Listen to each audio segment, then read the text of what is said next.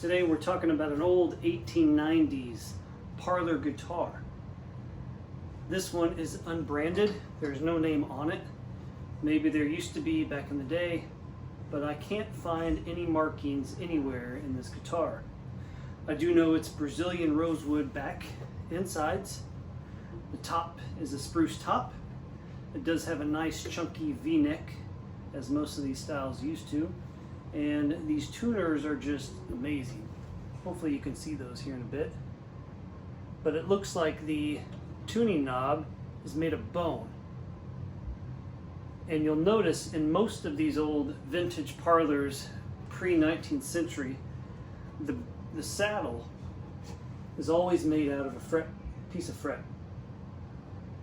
It's the coolest thing.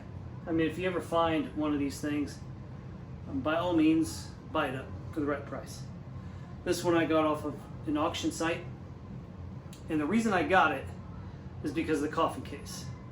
And to be honest, I'm using my phone to record on the Coffin case at the moment.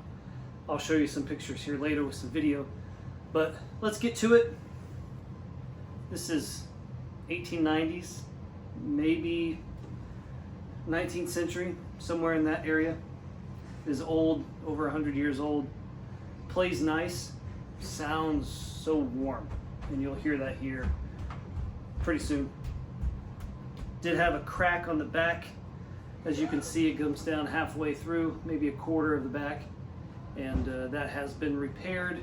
There's also been some cracks up here in the top of the wood, and those have all been repaired. There was a neck reset done on this guitar, and as always, put the passive input jack on it. Why?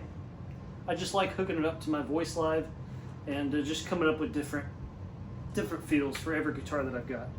And so let's listen to it for a little bit. And if you ever come across a guitar like this, maybe that's why you're watching this video. Hopefully this will help you hear what it sounds like and see if it's the right style for you. If you're not aware of parlor guitars, why they're called that is because, one, they're a smaller size. Okay, from the get-go. They don't have to compete with these bigger dreadnoughts and acoustics and things like that, because back then there wasn't a call for it, there wasn't a need for it. And basically it goes back to the old Renaissance time where there was parlor rooms, and they would hire guys to come in, or gals to come in and play guitars and music and piano and all this kind of stuff. And most of these guys would bring these parlor guitars, these smaller series guitars, because that's what was available. And they would parlor in the room. They would present music and be entertainment for the people and the guests. So let's hear what it sounds like. I'm going to use a pick to start with. You're not supposed to use a pick on these guitars, but just in case you're curious of what it sounds like, it sounds pretty decent. But the real flavor and the real fluff and the real meat and potatoes is in the finger styling of the guitar. So let's hear it.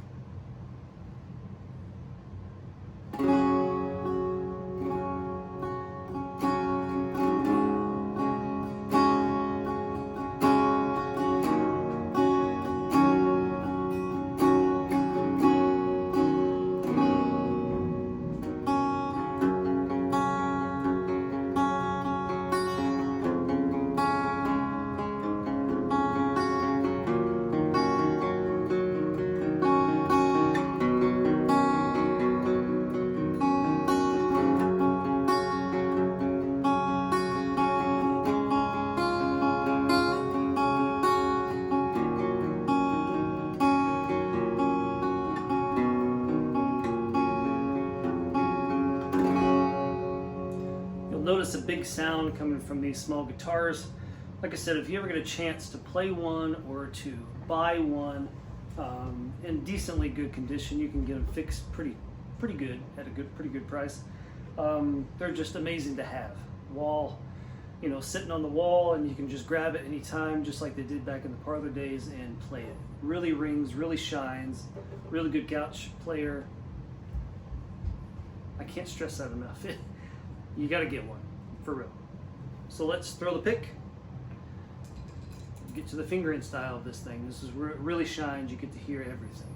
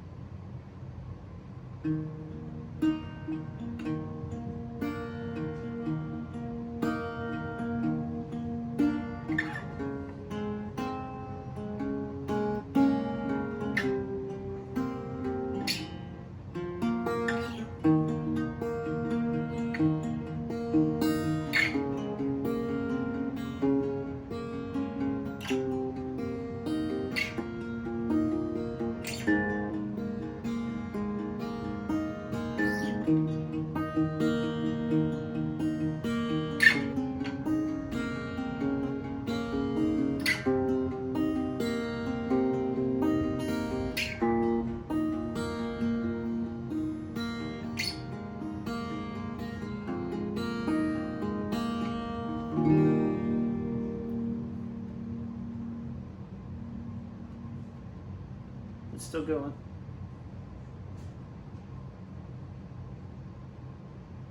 And it's done. Reverb on this thing is crazy. It sounds good. Let's just keep going, shall we?